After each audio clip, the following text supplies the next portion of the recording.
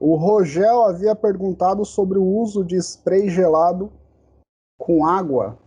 Não sei se borrifava o spray em cima da água, se a água em cima do spray. Acho que provavelmente deve jogar a água e passar o spray em cima. Como Era método. o, era o spray e já Um, jogar água em cima. e já jogar água em cima, né? Isso. Então, cara, seguinte, eu não achei estudo falando disso. O que eu achei foi um ou outro estudo assim bem simplesinho falando da eficácia a curto prazo do uso de spray. E esse spray tinha mais uma função de sensação do que propriamente efeito de crioterapia propriamente dita, né, de aplicar frio. Mas assim, meu, tipo, não foi nem no Pedro, foi andando nos cielos da vida, Google Acadêmico da vida, sabe? Então, evidência que ele não é tão confiável. Ah, o Júnior falou do uso de água com sal e vinagre para redução do edema. Falou que usava isso na época que ele praticava basquete. Então, Júnior, cara, eu não achei nada. Eu achei para inflamação e para algumas patologias, eu achei fonoforese e ontoforese e achei imersão em água fria só. Mas água ou água fria com a adição de sal e vinagre, eu não achei nada. É aquilo que eu falei para você, o vinagre, eu não sei se ele traz um efeito na sensibilidade. O sal, ele tende a potencializar o efeito do frio, agir como um isolante térmico, tanto que ele é utilizado em alguns nos manuais do mundo da vida para gelar cerveja mais rápido, essas coisas. Mas eu não achei estudo da galera tipo pegando, por exemplo, um grupo vai fazer imersão em água fria, a água está com temperatura a 9, 8 graus e só tem água. E o outro vai fazer essa mesmo trabalho com água à mesma temperatura com adição de sal. Tipo, não achei nada disso. Até porque, é como eu venho falando nas aulas, quando quando a gente vai investigar um determinado estudo, uma determinada técnica, qualquer coisa, eu sou totalmente a favor da gente ter imaginação com base na teoria e propor novos tratamentos, né? E não quer dizer que não funciona, né? Não é porque eu não achei que não funciona. Eu não achei estudo. Eu, particularmente, eu parto daquele princípio que, pô, se não mediram isso ou se não testaram de alguma forma, é interessante eu esperar alguém testar antes de usar, né? Talvez não traga efeito adverso, mas para eu substituir o que eu já estou utilizando, tem que ser para alguma coisa que já testaram e apresentou resultado melhor. Então, como muitas coisas na área do esporte, pode ser que a galera já utilize essa técnica tanto da água com sal e vinagre e gelo para inchaço, quanto do spray gelado e da água, no meio do esporte de maneira empírica. Mas aí seria legal nós termos condições de testar isso, para saber se funciona melhor, se funciona pior e como funciona. Tipo, mais para frente, nós vamos, quando diminuir diminuir a periculosidade e esse escárnio que a gente está passando agora da pandemia, nós tivermos possibilidade de trabalhar de maneira segura na FEMA presencialmente, de, sei lá, essas ideias mesmo, mandar um projetinho para o comitê de ética e testar, quem sabe, né? Mas agora, vocês, estando no quarto, quinto ano, pegar e aplicar enquanto tratamento, é interessante vocês terem a segurança de aplicar aquilo que já foi testado e aquilo que pelo menos funcionou mais que o grupo controle, ou mais que o grupo placebo, entendeu? Então, eu acho que fica de dica para outras pesquisas, outros estudos mais para frente. Quer dizer que não funciona? Não. Quer dizer que ainda não testaram. E o Júnior trouxe também aquela matéria do LeBron, do equipamento que o LeBron estava usando para acho que era para recuperação muscular, né, do nitrogênio, que ele tinha uma luva, uma roupa, tudo.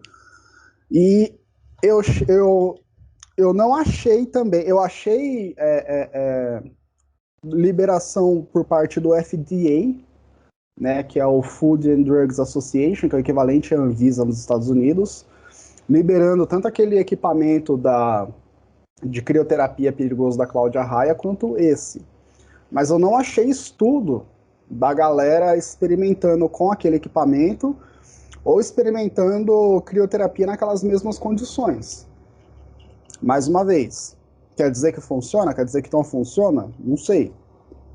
Quer dizer que para eu pegar para eu utilizar na clínica, ou vocês, depois que vocês se formarem, pegar a grana de vocês, que vocês vão investir em equipamento e comprar um equipamento parecido, é interessante que vocês tenham alguma segurança de que aquilo já foi testado, aquilo está sendo estudado e apresenta uma eficácia pelo menos maior que o grupo placebo ou o grupo controle, entendeu? Porque eu acredito que deva ser caro. Então, você fazer esse investimento, né? Mas aí pensando de maneira hipotética, pega, por exemplo, clube de futebol. O clube de futebol abraça todas essas ideias. Mas aí futebol tem o dinheiro limpo, o dinheiro sujo que entra, meio que não faz tanta diferença. Agora, pra gente, no dia a dia, na prática, enquanto profissionais independentes, atuando no setor público, no setor privado, já tem um pouco mais. Então, aquela crioimersão em nitrogênio do LeBron James, eu não achei estudo sobre. Acho que vale pesquisar um pouco mais, dar uma aprofundada, porque não é possível. Deve ter alguma coisa lá na profundeza, mas nas principais bases, pelo menos, eu não achei nada. Do spray gelado com água, que o Rogel sugeriu, perguntou, na verdade, também não. E da água gelada com sal e vinagre também não achei. Então, é coisa da gente dependendo, experimentar, testar de alguma forma, ou então continuar procurando evidências, né? Mais uma vez, não quer dizer que não funciona. Galera, vamos deixando a presença aqui no chat. Eu vi que a Marcela entrou, sei lá, por outro computador, por outra conta. Marcela, você está conseguindo usar o chat para presença ou não? Não, não tô não. É que eu tô no celular, mas eu já vou pro computador. Ou não tá aberto mesmo? Não, só para saber, eu vou colocar aqui então, que eu tô vendo que você está presente, só para saber, só para depois no. Porque no primeiro ano também, às vezes, tem o pessoal que entra de outro equipamento e não consegue usar o chat tudo, é só para poder colocar o presentinho lá para depois a gente não esquecer. Que esqueci de gravar a aula agora do quarto ano, vou ter que acabar essa aula aqui, ter que gravar a parte aula de novo. Então eu tô, todos os procedimentos eu tô tomando cuidado assim para, parte a parte, vamos lá. Mais tranquilo. Bom, galera, Ok, vamos lá. professor, obrigada. Imagina. Vamos lá, hoje então vamos de reumato, né? Vamos de reumato, depois da semana passada que nós demos uma olhada nas evidências mundo afora. Hoje vamos de reumato. Vamos falar de osteoporose, que é um assunto particularmente interessante. A maneira como se ter osteoporose, claro, não é interessante, mas a maneira como a doença se desenvolve, a maneira como você trata é interessante, né? E é um assunto que eu tenho um interesse um interesse particular, tanto osteoporose quanto osteoartrite, porque eu tive um contato maior no período de graduação com atividades, tanto no atendimento no quarto ano, quanto atividades de extensão que acabaram não dando certo. E eu acho muito legal. A proposta do tratamento da osteoporose e da osteoartrite é muito parecida dentro da fisioterapia, né? Apesar de ter objetivos diferentes. Enquanto na osteoartrite eu atuo para melhorar a flexibilidade, a amplitude de movimento e principalmente a lubrificação da minha articulação, na osteoporose os exercícios são voltados para aumentar a densidade óssea. Os exercícios, na maioria das vezes, são exercícios de impacto, praticados em solo, quando possível, praticar em solo, mas para promover impacto sobre o osso, tá? Então vamos lá falar de osteoporose, galera. Osteoporose é uma desordem esquelética cuja principal característica é o comprometimento da força ou resistência óssea, predispondo ao aumento do risco de fratura. Tá? E aí, para contribuir para essa redução da força da resistência óssea, eu tenho diminuição da massa óssea e alterações estruturais na arquitetura das trabéculas ósseas.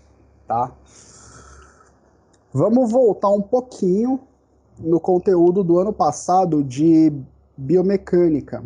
Nós estávamos falando de biomecânica do osso e nós falamos sobre osso trabecular e osso cortical, tá?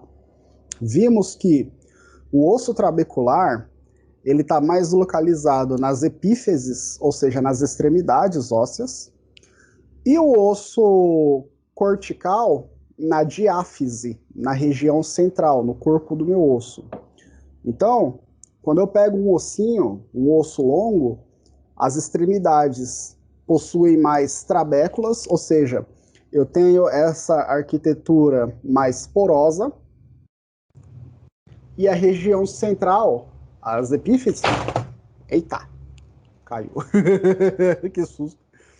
Então, as epífises, elas são mais trabeculares, e a diáfise, a parte central do meu osso, ela é mais cortical. Ela tem menos trabéculas, ela é mais preenchida. Por quê? Porque as epífises, elas tendem a absorver mais impacto, e para redistribuir esse impacto pelo tecido ósseo, eu consigo ter maior absorção em regiões trabeculares. Na região cortical, na região de diáfise, que ela é mais cortical, ela é cortical justamente porque é onde o impacto oh meu Deus, o termo não é se dissolve. É onde ele é dissipado. O impacto é absorvido pela epífise, continua e é dissipado aqui na diáfise. Tá? Então, a força aplicada na articulação, ela gera um impacto na epífise, aí o efeito dessa força, esse impacto, ele permanece durante o tecido ósseo, e aí é na diáfise que ele desaparece, é na diáfise que ele é dissipado. Tá? Então, é por isso que a diáfise, que é a região do osso, onde eu vou dissipar o meu impacto, ela é uma região onde o tecido ósseo é mais resistente. É uma região mais resistente à fratura. A remodelação óssea acontece para que essa região tenha um tecido ósseo mais espesso, conferindo maior resistência, enquanto nas epífises, nas extremidades do meu osso, eu terei regiões mais trabeculares, justamente para que eu possa ter mais flexibilidade tecidual para absorver impacto ósseo, tá? A articulação do joelho. Quando eu estou correndo, o impacto quando eu estou correndo, o impacto articular, além do impacto da articulação do tornozelo e do quadril, acontece principalmente sobre o meu joelho, tá? E esse impacto, ele é refletido em maior intensidade sobre o platô tibial do que sobre os côndilos femorais. Então, se eu pego o meu osso da tíbia, o osso da tíbia do meu paciente, a tíbia, ela tende a ter as extremidades mais corticais e a região central, corticais não, perdão, as extremidades mais trabeculares, né, as extremidades mais vazadas, assim, ó, do jeito que a gente está vendo, e a região central mais cortical. A região central ela é mais preenchida de tecido e ela é mais espessa para aguentar impacto. Alguns ossos, eles são mais resistentes e outros ossos tendem a ser mais flexíveis, de acordo com a função. Vocês vão lembrar que no passado teve uma aula, inclusive, de biomecânica do osso, que eu mostrei dois ossos, né? Um osso de um ratinho, o fêmur do ratinho, e depois a tíbia.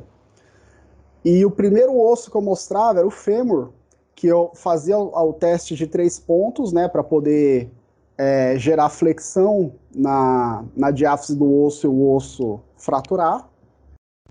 E a tíbia, o fêmur era aquele osso que eu aplicava força e ele quebrava de uma vez, fazia tal! Enquanto a tíbia, ela fletia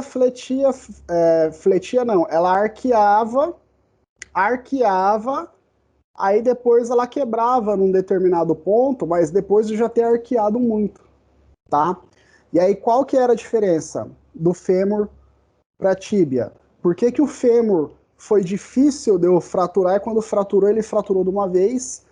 E a tíbia, por sua vez, tinha maior flexibilidade, ela conseguia arquear mais antes de ter a fratura. Por quê? O osso do fêmur, ele possuía, na sua maior parte, osso cortical. Era um osso com que promovia uma sustentação melhor do peso do meu corpo. Era responsável também por absorver impacto, só que no osso do fêmur é onde o impacto se dissipa. Já o osso da tíbia, no rato, ele tem uma função muito mais de transmissão do impacto.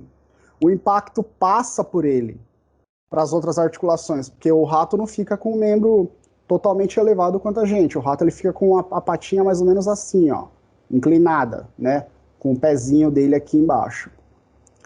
Então, eu tinha essa diferença da rigidez do fêmur para a rigidez da tíbia, porque aquele fêmur tinha mais osso cortical, era mais osso do qual o impacto iria, entre aspas, muito entre aspas, se dissipar, e a tíbia, ela era mais responsável por absorver o impacto do movimento, absorver o impacto da corrida, absorver o impacto do salto, tá? No ser humano, você tem diferença da densidade óssea de um osso para outro, mas ela não é tão grande quanto no rato. Por exemplo, a tíbia e o fêmur do ser humano têm uma densidade muito mais próxima, porque o ser humano ele fica muito mais de pé que o rato. O rato, a tíbia do rato fica muito mais inclinada, do ser humano não. Para a gente ficar de pé, ela tem que ficar 90 graus. Então, a densidade óssea da tíbia do ser humano vai ser próxima da densidade óssea do fêmur. Agora, por exemplo, se eu pegar a fíbula, logo na lateral da minha tíbia, ela é muito mais flexível do que a minha tíbia. Ela tem muito menos osso cortical do que a minha tíbia. Então, falando de seres humanos, a presença de osso cortical confere resistência e regiões que tendem a receber uma grande quantidade de impacto, e as regiões epifisárias, que são mais trabeculares, elas absorvem esse impacto inicial que vai ser redistribuído por todo o meu osso. Tá? Se na diáfise óssea eu não tiver região cortical suficiente, a resistência do meu osso é menor. O meu osso vai estar muito mais exposto a fraturas, tá? E é esse o problema da osteoporose.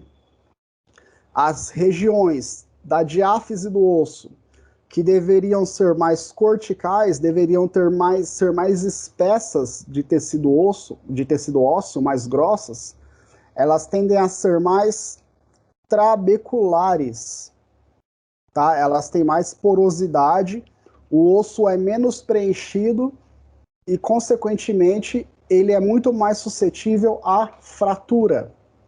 Então, o osso cortical, numa queda, ele, dependendo da posição que eu cair, eu tendo a resistir melhor a uma fratura do que um osso mais trabecular. O osso trabecular tem mais chance de quebrar numa queda, gerando, claro, a minha fratura. Então, pacientes que têm osteoporose, eles vão, por diferentes motivos, eles terão nos ossos corticais regiões mais trabeculares, mas uma região trabecular anormal, tá? Uma região trabecular maior do que deveria. Aqui eu tenho menos células ósseas e menos depósito de minerais, menor depósito de cálcio, menor depósito de magnésio, menor depósito de fósforo. Consequentemente, o meu osso é mais fraco, tá? Idoso. Muito comum você ver isso em idoso, principalmente mulheres, né? Bom, vamos passar aqui vamos citar um pouco a composição, então, do tecido ósseo, para depois entender melhor como acontece como que se desenvolve a osteoporose. Então é o seguinte, o meu osso, ele é composto aqui inicialmente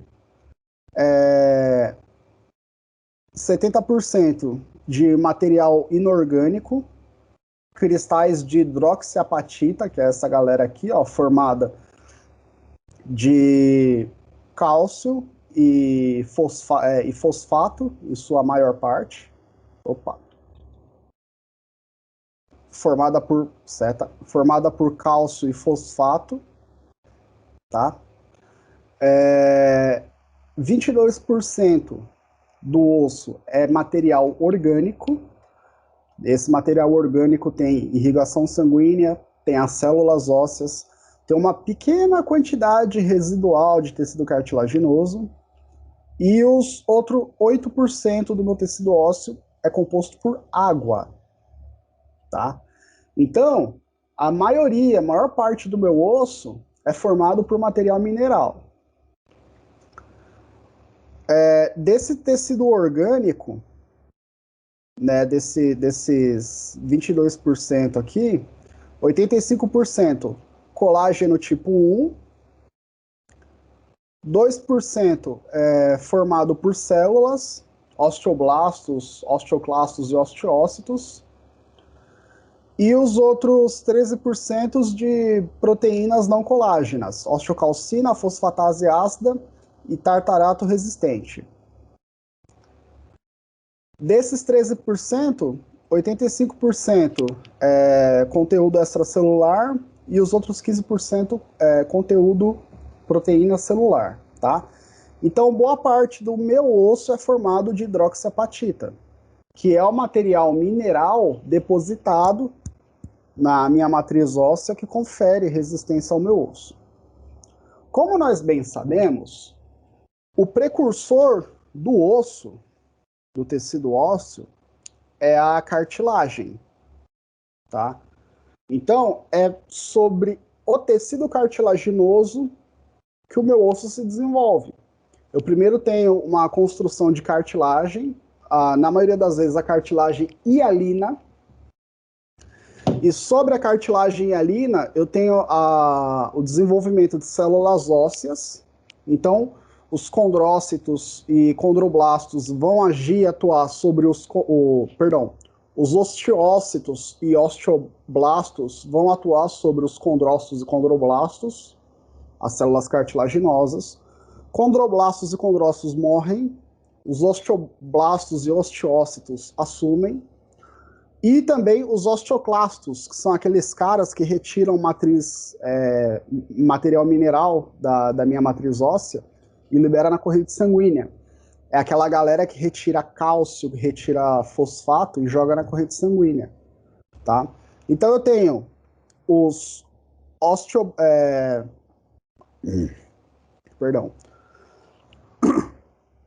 os osteoblastos e os osteócitos, fazendo a construção e a manutenção do tecido ósseo, e os osteoclastos removendo o material mineral ósseo, jogando fora.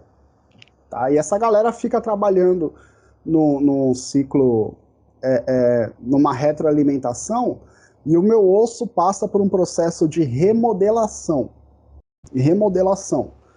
Eu estou constantemente rearranjando a minha matriz mineral óssea. Os osteoclastos tirando o material mineral e liberando na corrente sanguínea, e os osteoblastos vêm atrás reconstruindo a minha matriz mineral óssea. Beleza. Então, parte do meu tecido ósseo ainda tem colágeno do tipo 1 na sua estrutura. Eu tenho as células ósseas que vão fazer esse trampo de manter a matriz mineral sobre essa base de colágeno tipo 1, com o depósito de cristais de hidroxiapatita, para o meu osso ser firme, rígido, não ficar aquela estrutura flexível como são as estruturas cartilaginosas do nosso corpo. O meu osso ele fica firme, fica duro, forte. Bom, boa noite, né, para quem entrou na aula depois aqui, para quem eu acabei não vendo.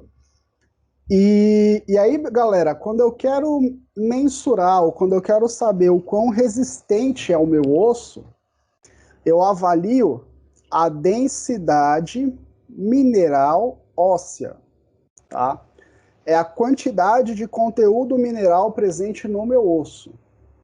Então, quanto maior for a densidade mineral óssea do meu paciente, maior é a quantidade de conteúdo mineral naquele osso, mais forte, mais resistente é aquele osso. Tá? E aí, qual que é o problema? Na osteoporose, a reabsorção, ela se sobrepõe à formação óssea. Tá? Então, reabsorção é a função dos osteoclastos de retirar mineral e liberar na corrente sanguínea, principalmente cálcio, liberar na corrente sanguínea, para eu poder ter contração do músculo esquelético, contração do músculo cardíaco, do músculo liso. E a formação óssea, ou a remodelação, acontece pelos osteoblastos reconstruindo essa matriz óssea. Então, na osteoporose, a minha densidade mineral óssea diminui porque eu estou liberando mais mineral do meu osso na corrente sanguínea do que propriamente reconstruindo o meu osso. E aí, o preenchimento das lacunas de Roll-Ship dos canais aversianos é incompleto. Eu tenho afilamento de trabéculas, diminui a densidade mineral óssea, o osso fica mais frágil. Então, de um modo geral, é isso aqui, ó. Aqui eu tenho um osso próximo da normalidade, uma área cortical maior. Eu começo a perder material mineral ósseo na reabsorção para a corrente sanguínea e não formo mais tecido ósseo, matriz óssea, da maneira como deveria. Né? Eu tenho um desequilíbrio. Eu mais libero material mineral na corrente sanguínea do que formo o tecido ósseo. E aí, consequentemente, eu vou perdendo estrutura de matriz extracelular do meu tecido ósseo, eu vou perdendo material mineral que mantém a forma dessa estrutura, o meu osso, nas trabéculas e nas lacunas de Roll-Ship, eu passo a não ter o mesmo preenchimento tecidual, e ele vai ficando cada vez mais trabecular, ele vai ficando cada vez menos preenchido com o tecido ósseo, cada vez mais vazado, e aí, claro, o osso antes da osteoporose, ele é muito mais resistente do que depois. Quando a osteoporose está instalada e eu não estou conseguindo ou não estou tratando da maneira como deveria, o meu osso ele é mais trabecular, e ele está mais suscetível à fratura, tá? O osso mais cortical, ele aguenta, principalmente, maior aplicação de força perpendicular do que o osso trabecular. O osso trabecular ele consegue se fraturar mais fácil, porque eu tenho menor preenchimento mineral nesse osso. Beleza. Então, o paciente, quando ele tem osteoporose, para eu saber se ele está bem ou não, eu preciso verificar a densidade mineral óssea.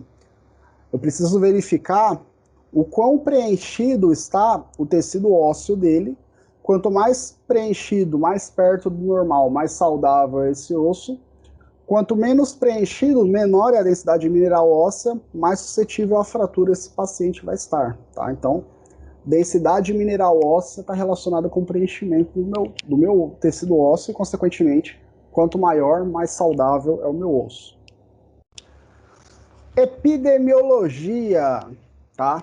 Aproximadamente 1/4 da população brasileira terá osteoporose. 1/4 da população vai ter osteoporose.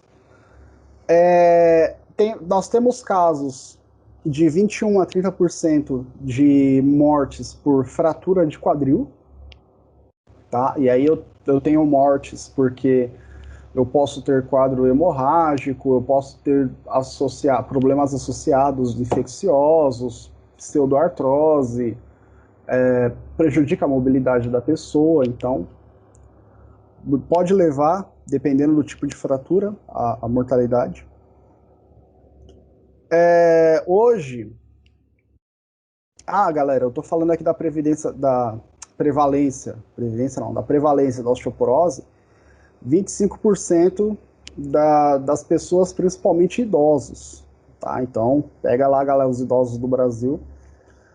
5,5 milhões de brasileiros nas mais diferentes idades tendem a ter osteoporose, tá?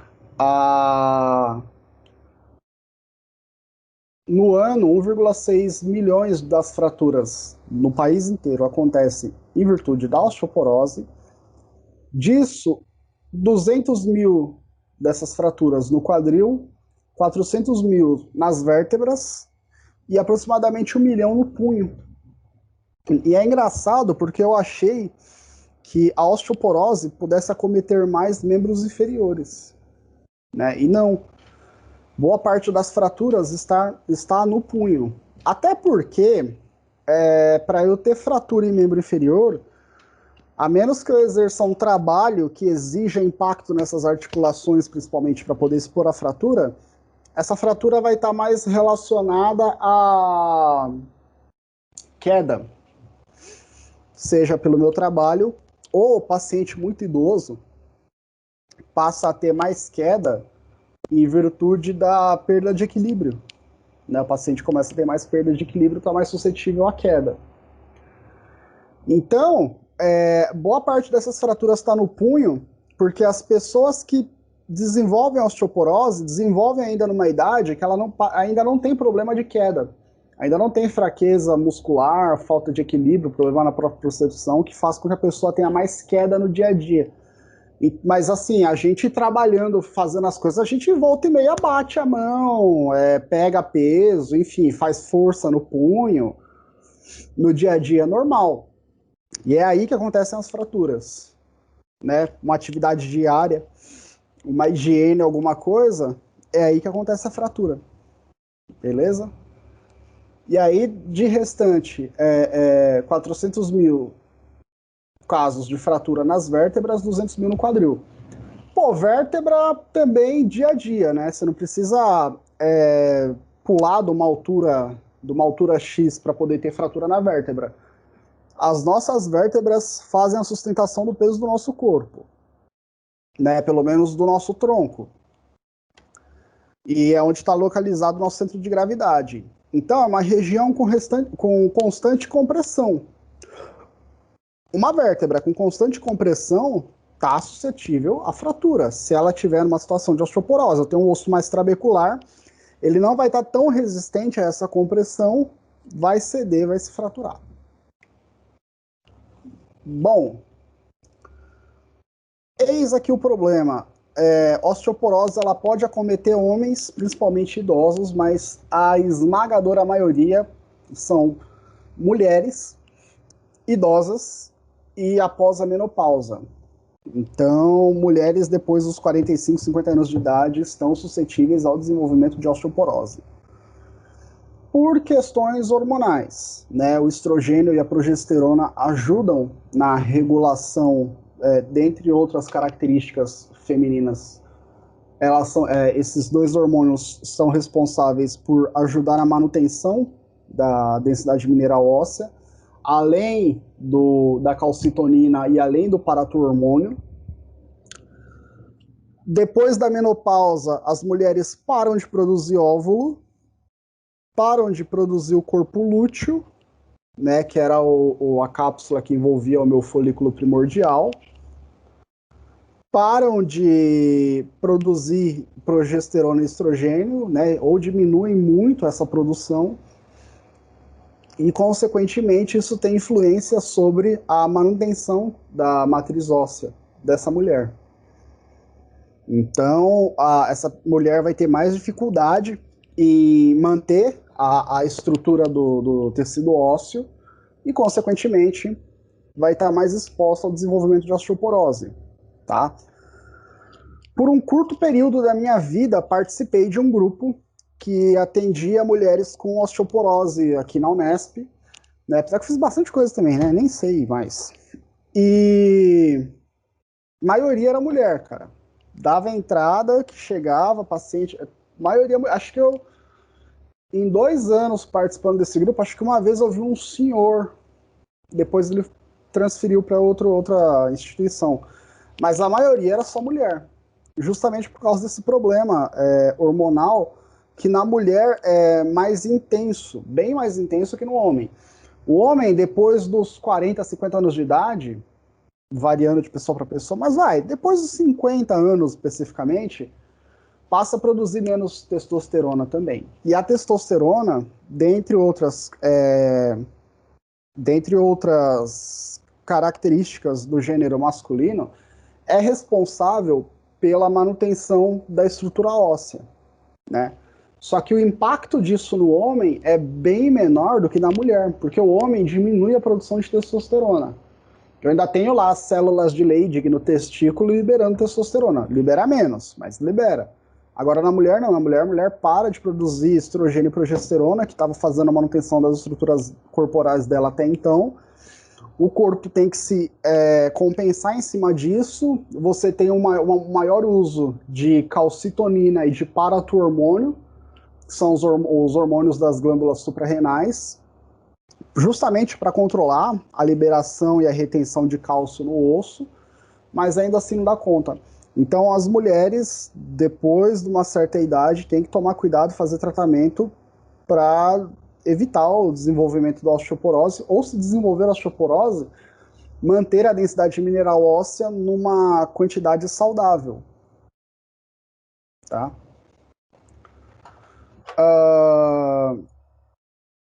Bom, continuando com os nossos dados epidemiológicos, a osteoporose acomete aproximadamente 1/3 das mulheres depois da menopausa, entre 45 e 50 anos de idade, dependendo de pessoa para pessoa. A maioria depois dos 50 anos de idade, né?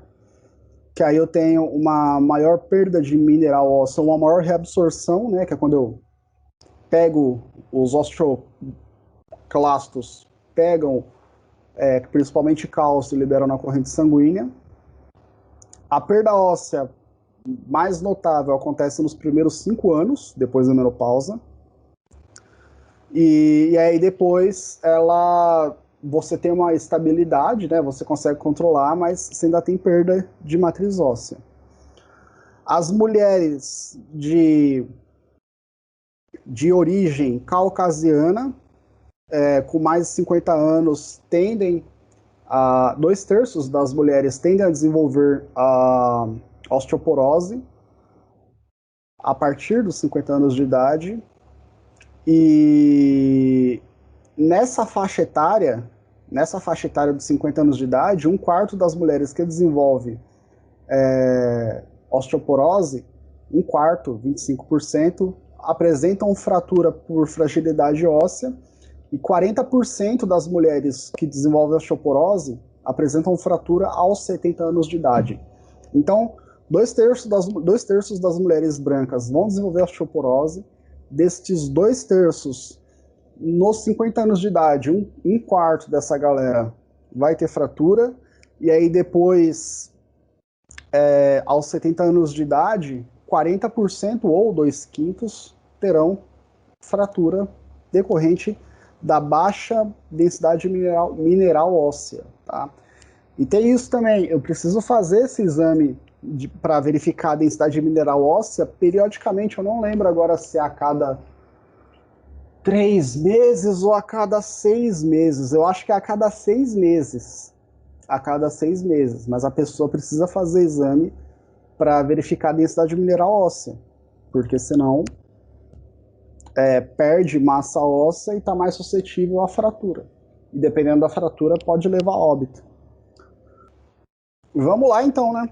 As causas de fraturas na osteoporose mais frequentes, quer dizer, a causa da fratura é a osteoporose, a baixa densidade mineral óssea.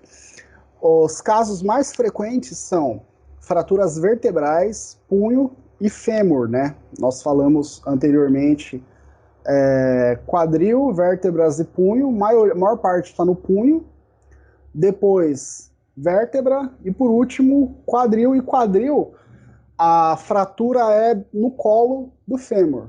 Pode ter fratura na cabeça do fêmur, mas a maior parte é no colo. Cansei também de, na ortopedia, atender pós-operatório de artroplastia de quadril com substituição da cabeça e do colo do fêmur. Eu tô falando húmero aqui, né, gente? Mas não, é fêmur. Quer dizer, não sei, tô muito... Não, fêmur. Se eu falei errado. Quadril, né, húmero é no ombro.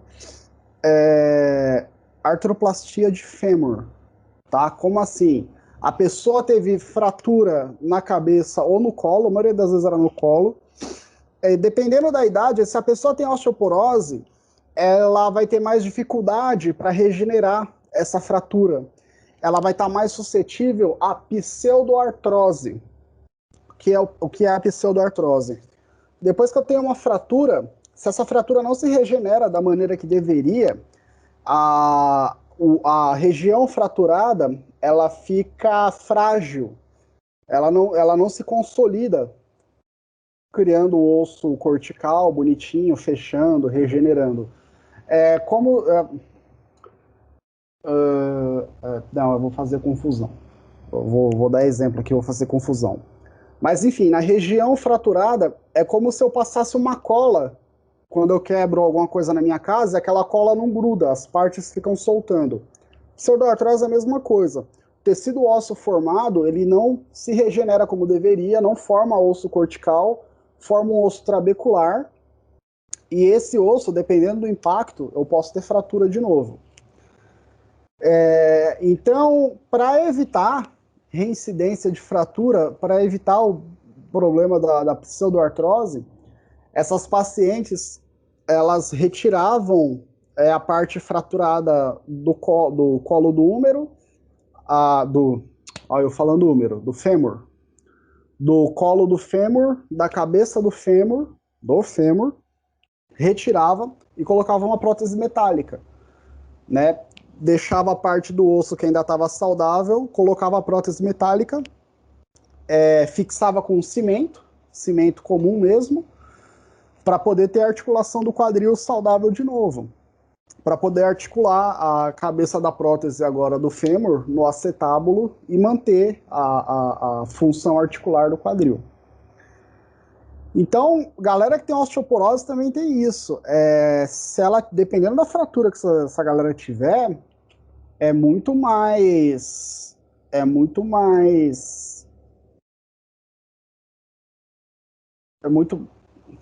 não é útil. Hoje as palavras estão sumindo da minha cabeça. Mas é muito mais favorável para a recuperação da pessoa que ela faça uma artroplastia, coloque uma prótese, do que ela tentar regenerar o osso que está fraco.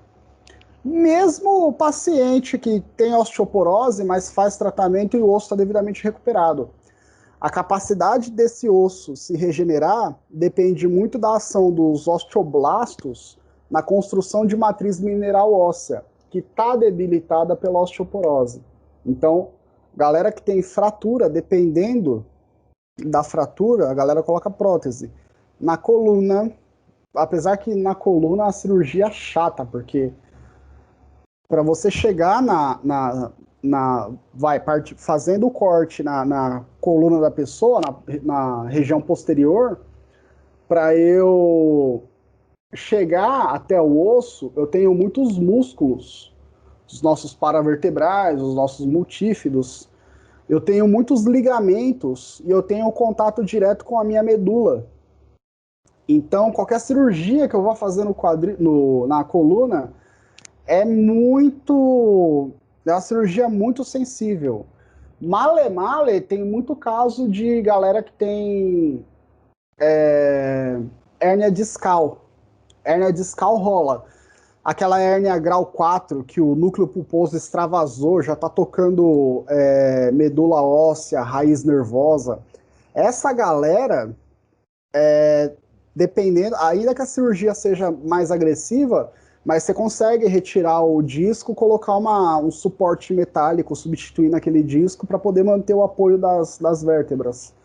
Agora, a substituição de vértebra é complicada. É mais fácil a pessoa colocar um suporte metálico para manter a estrutura das vértebras remanescentes, tanto osteoporose quanto galera que tem espondilolistese, espondilólise, espondilite anquilosante, que nós vamos ver mais para frente também, que também são problemas por fragilidade na estrutura óssea, osteoarticular na coluna, né?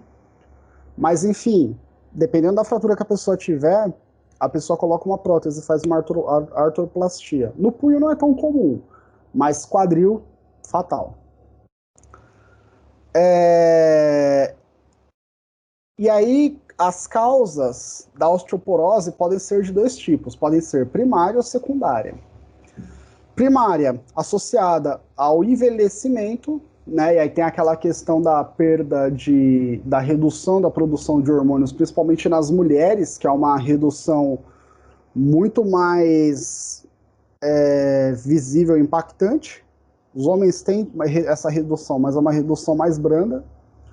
Ou a osteoporose pode vir por problemas por causas secundárias, tá? Proveniente de algumas doenças sistêmicas ou condições que aceleram a perda óssea. Pode ser uma doença, uma deficiência hormonal, principalmente de hormônios da glândula suprarrenal. Se eu tiver algum problema hipofisário, ou se eu tiver algum problema renal, né, extração de rim, essas coisas, eu prejudico a secreção de hormônios da glândula suprarrenal, prejudico a função óssea, eu prejudico a galera que controla a entrada e a saída de minerais da matriz óssea. Algumas doenças sistêmicas, alguns tipos de tumor presentes no osso, inclusive um ex-jogador do Corinthians recentemente faleceu, né, em virtude disso, o Gilmar. E essas condições, tumor ou outras doenças ósseas, podem afetar o depósito de matriz extracelular e a pessoa pode vir a desenvolver osteoporose. Bom, causas primárias, né? Causas que acontecem em virtude da idade da pessoa. Eu tenho uma época da minha vida, até os meus 30 anos de idade aproximadamente, 20 anos, 20, 30 anos de idade, dependendo, que eu tenho o meu pico de massa óssea. E aí eu fico dos meus 20 até os 40, 45, mantendo esse pico de massa óssea, tanto homens quanto mulheres. O desenvolvimento ósseo, nós paramos de desenvolver os nossos ossos, os nossos músculos, ou seja, nós paramos de crescer em altura e desenvolver o corpo adulto por volta dos 18. Então 18, 20 anos de idade, né? Eu coloco assim a questão da depósito de massa óssea porque varia o desenvolvimento de pessoas, mas a maioria se desenvolve até os 20. Então vamos pegar os 20 anos de idade. Então até os 20 anos de idade eu tenho a ganhar massa óssea.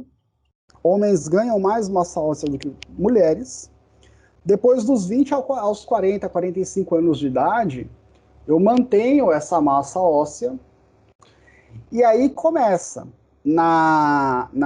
depois dos 45 ou 50, por questões hormonais, eu começo a ter uma perda óssea, perda de material ósseo nos homens. Dentre outras coisas, redução da secreção de hormônios das glândulas suprarrenais, redução da secreção de testosterona, que contribui para a manutenção da matriz óssea. E nas mulheres, eu paro por completo de produzir estrogênio e progesterona. Então, isso já prejudica muito a minha função óssea, a manutenção da minha matriz óssea. E também diminui produção de hormônios, ainda que você tenha uma certa compensação do organismo, mas diminui produção de hormônios corticais um pouco, e isso prejudica também calcitonina e paratormônio, que controla a liberação e a retenção de cálcio no osso, acaba prejudicando também. Só que aqui nós vemos que estatisticamente as mulheres têm uma tendência maior a desenvolver osteoporose primeiro, porque elas tendem a desenvolver menos massa óssea em relação aos homens, e em virtude da redução da produção de progesterona e estrogênio, elas perdem muito mais massa óssea do que os homens perderiam. Olhando essa curva aqui, a perda dos homens é muito mais branda, né, com o passar do tempo. Então, por isso que as mulheres, a grande maioria das pessoas que desenvolvem osteoporose são mulheres. Causas secundárias para o desenvolvimento de osteoporose. Eu dei o exemplo de tumor, né, mas eu tenho outras doenças. Diabetes mellitus do tipo 1 e 2. Vamos puxar lá em fisiologia humana, lá atrás, que a gente comentou há uns anos atrás. Já são uns anos atrás, né, ano retrasado. E vocês vão lembrar que a insulina trabalhava com a insulina não, perdão. O hormônio do crescimento trabalhava com uma substância chamada IGF, fator de crescimento ligado à insulina, e o IGF era o efeito que o hormônio do crescimento gerava para o desenvolvimento ósseo, um efeito indireto, né? Mas esse efeito ele acontecia porque o hormônio do crescimento trabalha em conjunto com a insulina. Então a insulina é responsável por produzir substâncias que vão contribuir para o desenvolvimento ósseo. Pessoas que têm diabetes mellitus do tipo 1 e 2, no tipo 1, essas pessoas produzem uma quantidade de insulina mais baixa, e no tipo 2, o organismo dessas pessoas tem menos receptores e, consequentemente, essas pessoas têm mais dificuldade em assimilar a insulina. Então, nos dois casos, eu tenho menos efeito de insulina no meu corpo, produzo menos fator de crescimento ligado à insulina, o IGF, e, consequentemente, eu atrapalho o desenvolvimento e a manutenção da matriz óssea. Então, a galera que tem diabetes mellitus do tipo 1 e 2 tende a ter um osso mais fraco. Pessoas que têm deficiência de GH têm menos hormônio do crescimento do que deveria, por essa ação combinada com o IGF, e também porque o hormônio do crescimento estimula principalmente o desenvolvimento e crescimento de um músculo esquelético, e como nós vimos ano passado em biomecânica, a contração muscular esquelética ela contribui para o fortalecimento ósseo. Esses indivíduos com deficiência de GH tendem também a ter um osso mais fraco, seja pela ação indireta do GH junto do IGF para desenvolver melhor o meu osso, ou seja, porque isso vai prejudicar a formação de tecido muscular desse indivíduo. Acromegalia, que aí a gente volta no primeiro ano, que são aquelas pessoas que têm deformação em algumas protuberâncias ósseas. Os ossos são mal formados por excesso de GH. com o passar do tempo, essas pessoas tendem a desenvolver osteoporose. Hipercortisolismo, pessoas que têm uma liberação excessiva de cortisol, isso atrapalha no metabolismo e, consequentemente, influencia na liberação de mais cálcio para a corrente sanguínea, a pessoa desenvolve osteoporose. Hiperparatiroidismo, que é quando a pessoa tem uma secreção excessiva de hormônios da tireoide, dentre eles oh meu Deus do céu, dentre eles o paratormônio, que eu tô aqui falando, eu tô no começo da aula. Gente, eu peço desculpa se eu trocar um pouco os termos, é que eu tô semana passada entreguei o material do doutorado, e só que assim, até a 30 dias antes da banca eu vou precisar ficar corrigindo. E eu tô direto trabalhando em cima disso, e eu tô lidando com outras vias, outros termos, tudo. E a minha cabeça acaba ficando um pouco confuso. Como eu dou aula de vários temas, então eu acabo ficando um pouco confuso. Eu vou fazer uma correção aqui rápida, tá? Uma correção bem rápida, porque desde o começo da aula eu tô falando da secreção de calcitonina e paratormônio pelas glândulas suprarrenais. Tá errado. Quem secreta calcitonina e paratormônio é a tireoide, e as glândulas suprarrenais, elas secretam vários hormônios, o principal deles é o cortisol, tá? Então, eu tô querendo falar da calcitonina e do paratormônio e tô falando que vem da glândula suprarrenal. Não, vem da tireoide. Vem da tireoide. Além de T3 e T4, que mexe com o metabolismo, vem da tireoide. Então, faz essa correçãozinha aqui, que eu tô muito louco de tese ultimamente, pra gente não embananar também a nossa explicação. Então vamos lá, a galera que secreta muito cortisol atrapalha no metabolismo, né? A pessoa tem passa a ter um metabolismo mais acelerado, e isso influencia principalmente na liberação de cálcio para a corrente sanguínea, porque eu vou ter um estímulo, não vou estar fazendo, mas eu tenho um estímulo a mais contração muscular esquelética. Contração muscular envolve cálcio. Hiperparatiroidismo, então qualquer desarranjo na secreção hormonal da minha tireoide, principalmente o excesso de produção de hormônios da tireoide, eu vou ter um efeito muito maior da calcitonina do que do paratormônio, por exemplo. E aí, consequentemente, eu vou liberar uma maior quantidade de cálcio na minha corrente sanguínea, e isso prejudica a minha matriz óssea. Perdão. Menopausa prematura é muito raro, mas mulheres que desenvolvem menopausa na casa dos 30, 40 anos de idade, né, param de produzir óvulo, param de produzir o corpo lúteo, consequentemente param de produzir progesterona e estrogênio. E aí, produz menos progesterona, menos estrogênio, acaba ficando com o osso mais fraco.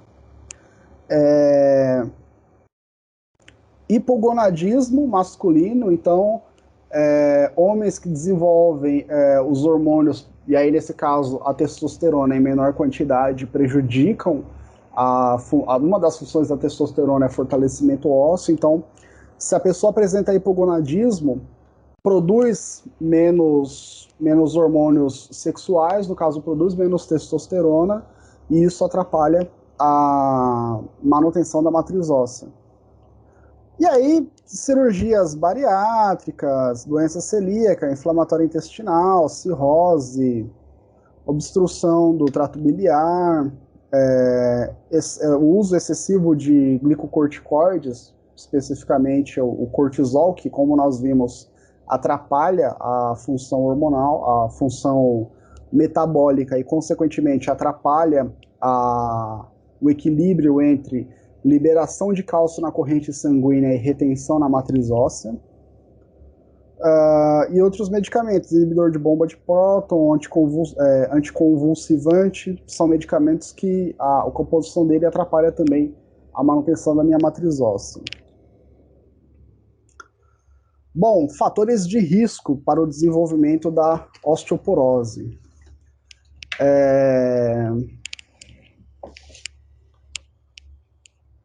Vamos lá. Fatores para desenvolver osteoporose. Fatores genéticos. Se eu, por algum motivo eu tenho pico de massa óssea desfavorável, então se eu ao nascer tenho algum problema hormonal, ou se eu produzo menos massa óssea, e como nós vimos, as mulheres produzem menos massa óssea que os homens, então elas estão mais suscetíveis a desenvolver osteoporose, ou a desenvolver osteoporose mais rápido, tá? E aí, quem tem menos massa óssea está mais sujeito a desenvolver osteoporose.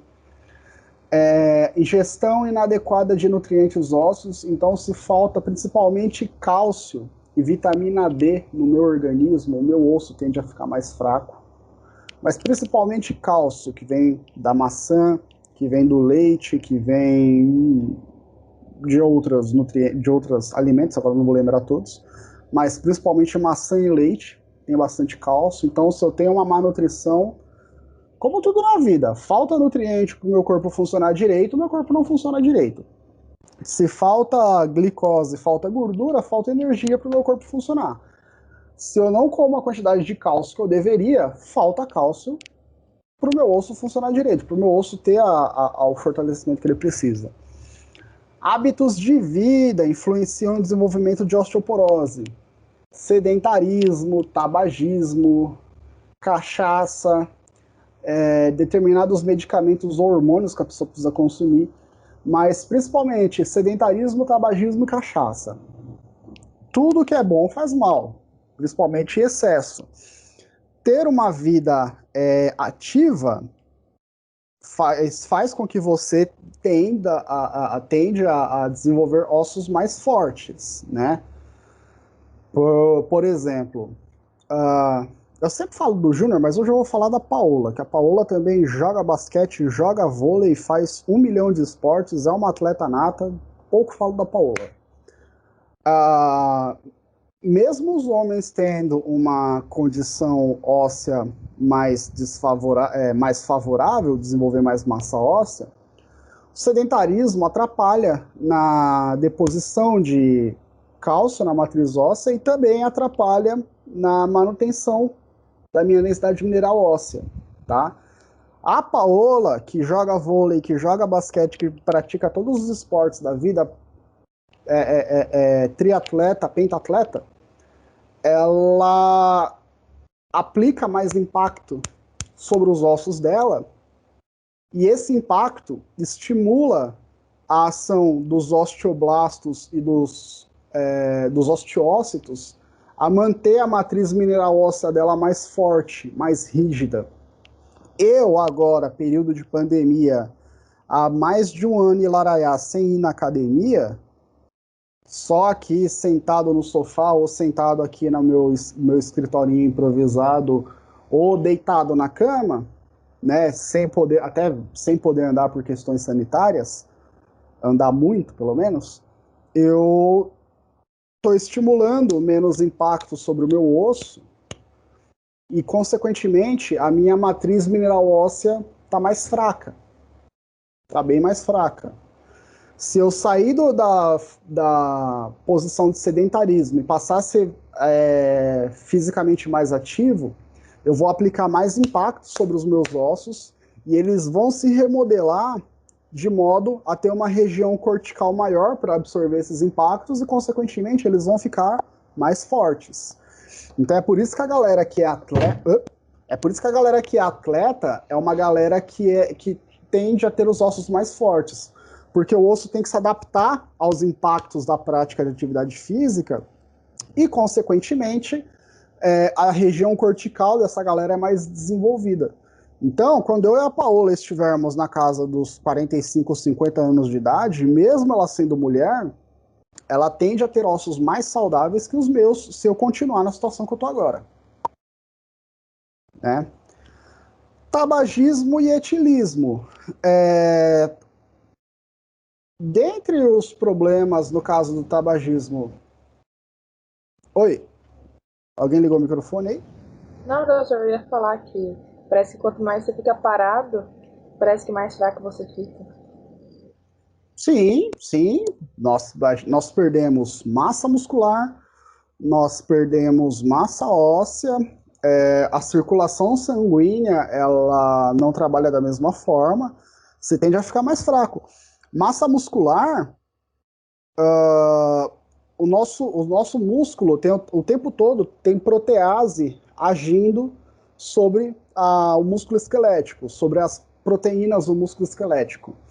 Então eu tenho uma tendência natural a correr contra o tempo para evitar a perda de massa óssea, né? Se eu não faço atividade física, eu perco massa óssea e os aminoácidos do meu corpo, ao invés de irem para o meu músculo para reconstruir fibra muscular, eles passam pelo processo de neoglicogênese, viram glicose, e se eu não estiver usando essa glicose, biossíntese de lipídio, vira gordura e vai para o tecido adiposo. Por isso que a gente ganha mais massa gorda e perde massa muscular. Osso é a mesma coisa.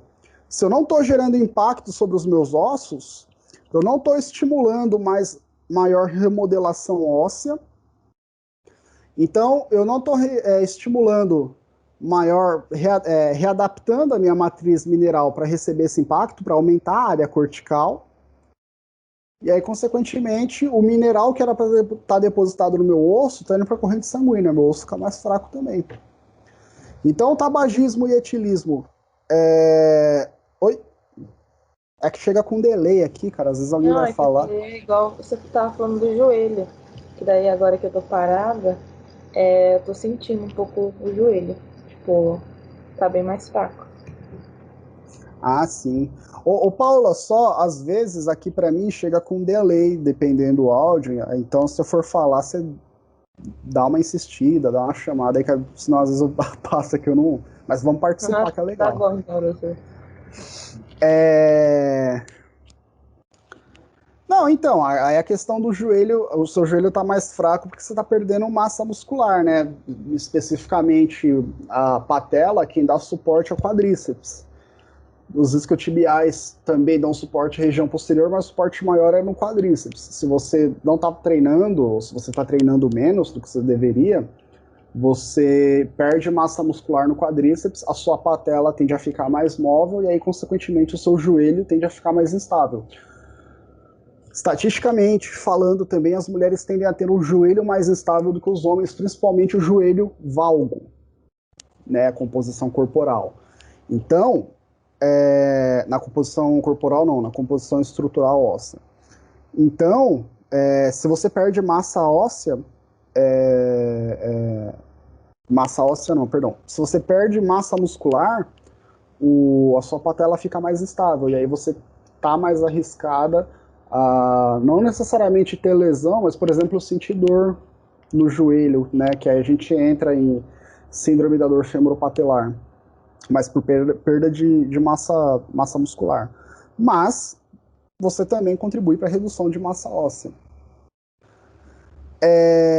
E aí, galera, cachaça e cigarro, além do cigarro, problema respiratório, e cachaça, problema de hepático, pancreático e renal, você tende a acumular mais gordura nessas duas situações e isso dificulta a sua movimentação, você tende a fazer menos exercício.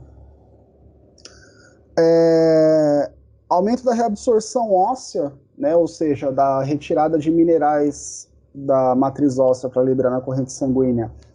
A deficiência na reabsorção óssea, deficiência de estrogênios, hormônios do tipo estrogênios, cálcio, vitamina D, hiperparatiroidismo, né, no caso, excesso de hormônios calcitonina e paratormônio desbalanceados,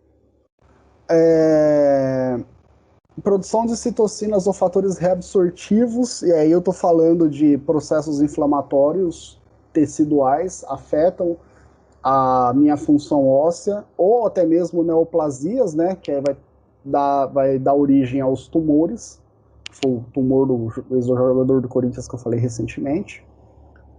Diminuição da formação óssea, idade, deficiência ou fator hormonal, aumento do risco de quedas, pessoas que desenvolvem sarcopenia, né, que é uma condição patológica do qual eu tendo a ter perda de massa muscular, principalmente no começo da fase da terceira idade, né? Alguns medicamentos que desfavorecem a minha condição muscular, ambiente que a pessoa mora, principalmente em regiões que tem, se ela mora num lugar que tem muita escada ou a rua é muito irregular, ela pode cair, tropeçar, e distúrbios de equilíbrio.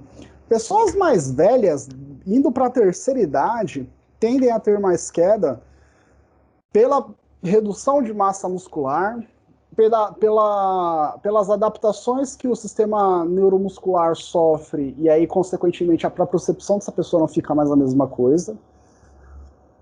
Então, essas pessoas tendem a ter risco de queda, e se ela tiver osteoporose, ou se ela tiver o risco de desenvolver osteoporose, ela tem risco de queda e risco de fraturas durante as quedas.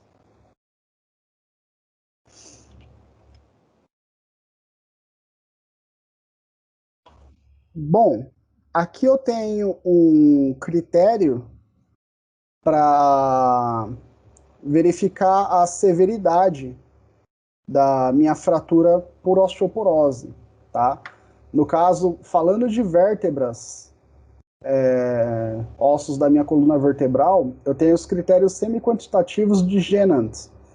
Nesses critérios, nas diferentes vértebras que eu tenho na minha coluna, eu vou ter níveis de degeneração dessa vértebra, e aí, de acordo com a quantidade de degeneração, eu tenho um risco de desenvolvimento de fratura. Então, quando eu tenho a vértebra normal, eu não tenho risco de desenvolver fratura vertebral pela osteoporose. Quando eu tenho deformação de 20 a 25% da minha vértebra, o risco de fratura por osteoporose é maior. Por quê? Aqui eu percebo que o osso da vértebra, esse osso, ele tem uma grande parte trabecular naturalmente para absorver impacto, só que por ter uma parte trabecular maior, ele tende a ter mais flexibilidade do que ossos corticais, ossos mais corticais, por exemplo. Então, esse tipo de osso, antes dele ter a fratura propriamente dita, ele tende a se deformar mais. Então é por isso que eu percebo maior deformação antes de ter fratura quando eu tenho osteoporose. Se eu aplico nos ossos da coluna vertebral, se eu aplico constantes impactos para manutenção da minha postura ou sustentação do meu peso, isso vai ter um efeito direto sobre o meu osso se eu tiver osteoporose. Então ele vai se deformando antes de gerar a fratura, e aí conforme eu tenho o percentual de deformação, maior é o risco de eu ter uma fratura óssea, e fratura na coluna é complicada. Como eu falei no começo da aula, vai ser muito mais fácil eu aplicar uma órtese do que eu colocar a prótese metálica ou uma prótese parecida com o osso da coluna, né? É muito agressiva a cirurgia da coluna. E aí, claro, deformação de 20 a 25%, risco baixo de fratura, 20 a 45%, risco moderado, acima de 45%, risco severo de fratura. Tá? Esses ossos estão mais expostos a desenvolver fratura. Bom, fraturas mais frequentes ocasionadas pela osteoporose, além da coluna vertebral, fratura no punho, tá? E aqui eu tenho uma fratura de Colles. Aí o Edson vai me corrigir, mas fratura de Colles, a minha fratura no punho, que envolve a una, a região distal da una. E aqui eu tenho a fratura no fêmur, né? Na região trocantérica, próximo à cabeça ou no colo, e aí na minha epífise superior do meu fêmur. São essas as regiões mais suscetíveis ao desenvolvimento de fratura no quadril, pessoas que têm osteoporose. E é aqui, galera, que eu tava falando que no meu fêmur, que eu tava chamando de húmero aquela hora muito louco, é aqui no meu fêmur que eu coloco a minha prótese, tá? A minha prótese metálica. Quando eu faço a artroplastia, o que eu faço? Eu removo a região fraturada e coloco uma prótese metálica, tá? Na maioria das vezes, a prótese metálica vem até aqui embaixo. Então eu retiro toda essa parte do meu osso, pego a prótese, encaixo no osso, passo o cimento de massa de construção mesmo, claro que esterilizado, mas passo o cimento ali, fecho a minha fratura, deixo a minha massa, cimento assim, é um material parecido, tá? Deixo a minha massa secar para que eu possa ter um osso novamente ativo. Ligo o ligamento do quadril novamente, ligando o acetábulo com o meu fêmur, né? Ligamento interno aqui. E depois tenho a minha função do quadril normal. Então essa é a fratura de fêmur, no caso, barra quadril, mais comum para pessoas que têm osteoporose. Então vamos falar então de diagnóstico, tratamento, já encaminhando para a parte final da nossa aula. Diagnóstico, galera, tá? Diagnóstico para osteoporose. Eu tenho o padrão ouro. Deixa eu ver. Ah, tá aqui, ó. DEXA. Antes disso, eu tenho exames complementares, que vão principalmente verificar a concentração de mineral sanguínea, função hormonal, para depois eu verificar a condição do osso em si.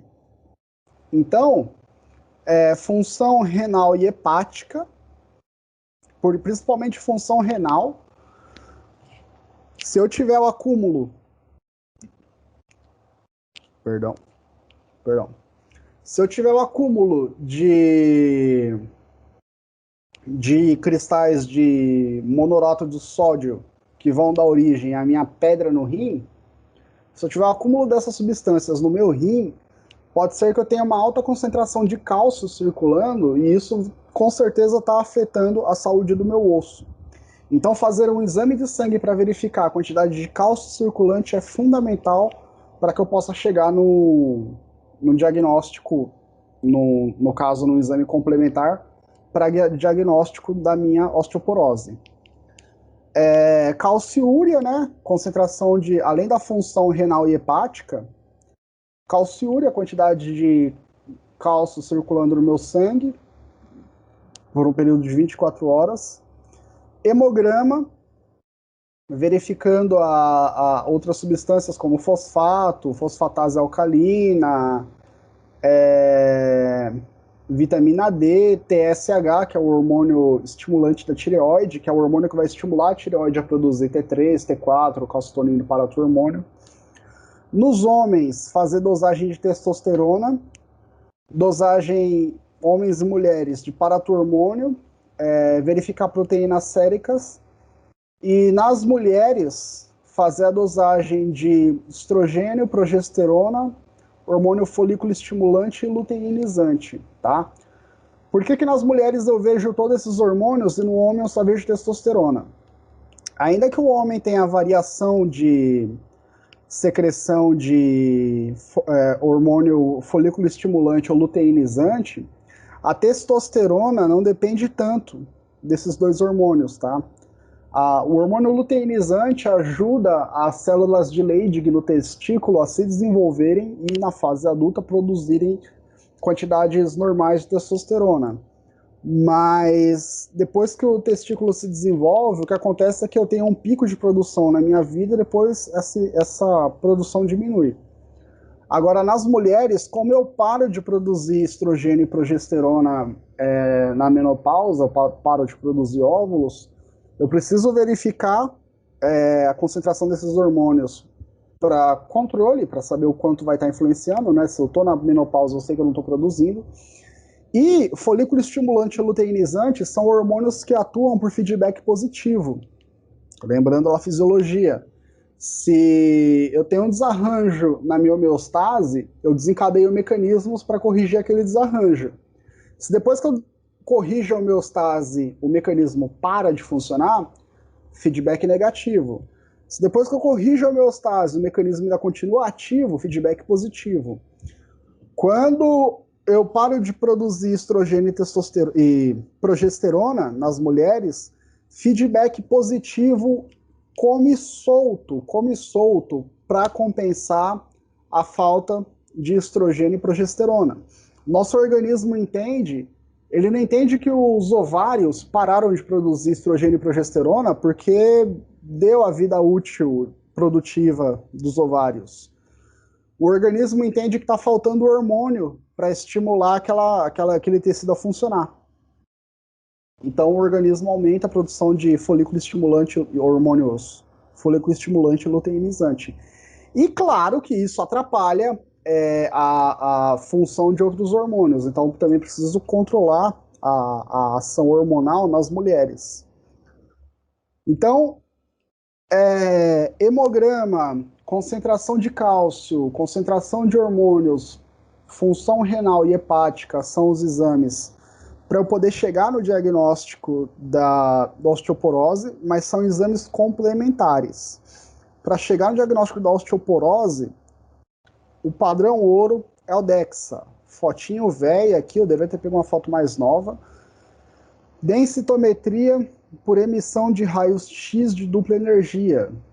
Agora vamos lembrar lá em biofísica.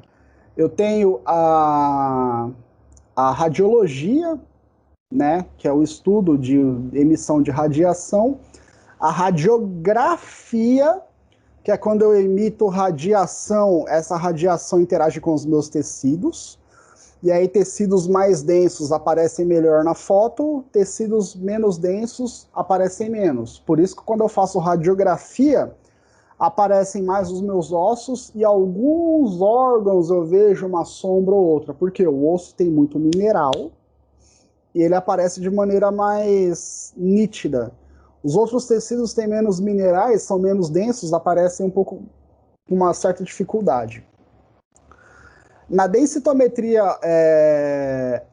de raio-x de dupla energia, eu vou aplicar radiação também, só que eu vou aplicar de um jeito diferente. Eu vou aplicar de um jeito que eu vou conseguir fazer, além da leitura da presença de tecido ósseo, eu vou conseguir quantificar outros tecidos do meu corpo. Então eu consigo quantificar gordura, consigo quantificar músculo, consigo quantificar densidade mineral óssea, percentual de água. Tá? Esse raio-x é um raio-x inteligente. Enquanto a radiografia só bate uma foto do que tem no meu corpo, esse raio-x passa pelo meu corpo e conforme ele passa pelo meu corpo, com a interação dos tecidos, ele consegue dar percentual de massa muscular, de massa gorda, de água e densidade mineral óssea. O quão mais forte ou o quão mais fraco está o meu osso. Esse é o padrão ouro para que eu possa investigar e tratar pacientes com osteoporose. Para eu saber se o paciente está com osso forte ou não, ele tem que, de alguma forma, fazer densitometria. Aí agora, galera, eu não lembro se esse exame é feito a cada 6... Eu acho que é a cada 6 meses. a cada 6 meses. A cada 6 meses. Mas eu preciso fazer esse exame a cada 6 meses para verificar a variação na densidade mineral óssea. Porque a densidade mineral óssea, dependendo da época, vai aumentar e vai diminuir. Mas eu tenho que estar numa média saudável. Se ela começa a diminuir muito, aí eu preciso investigar para ver o que está acontecendo e intervir em cima dessa diminuição. Mas para o exame principal para quem tem osteoporose é o DEXA. Tá? Não precisa falar densidade, preemissão, só falar DEXA aqui no finalzinho, que é a sigla dele, que a galera já mata. Ó, esse... Aqui é um exemplo do exame do DEXA. Aqui eu tenho os gráficos dando a idade, o comportamento da absorvância dos tecidos.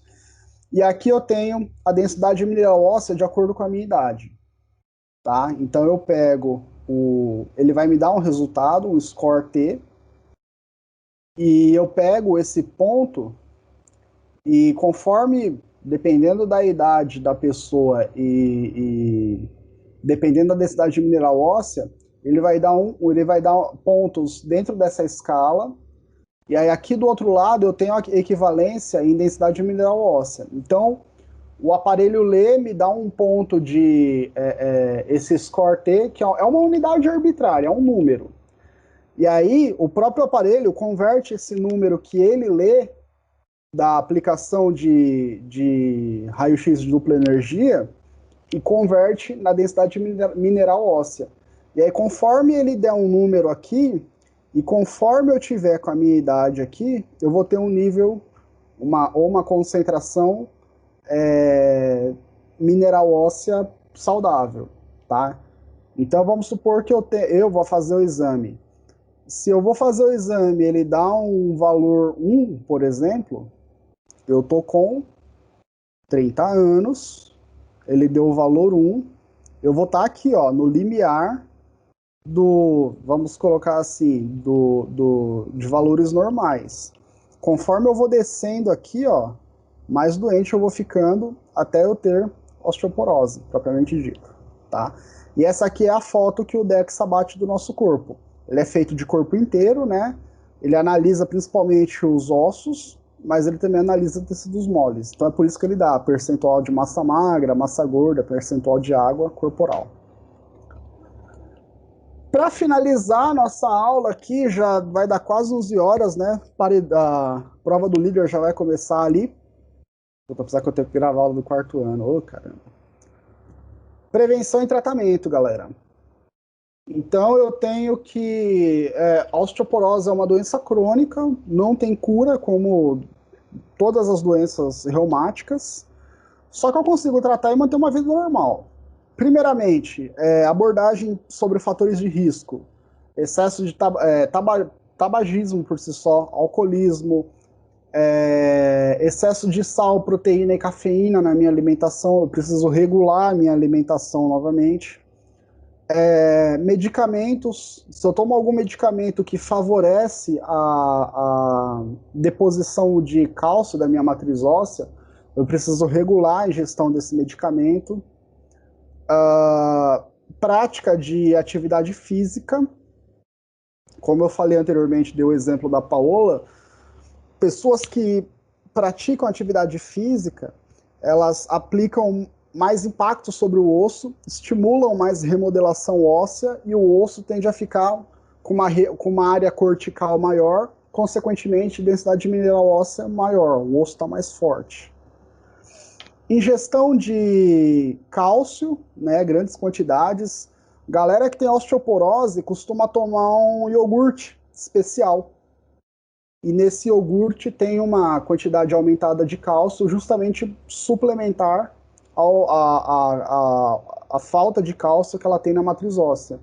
Então eu tomo um suplemento de cálcio, uma ingestão maior de cálcio, para que eu tenha um depósito maior de cálcio no meu osso. Já que eu tendo a perder mais cálcio, eu suplemento o cálcio que chega até o meu osso, para que eu possa reequilibrar essa perda com a quantidade que eu deposito na matriz óssea.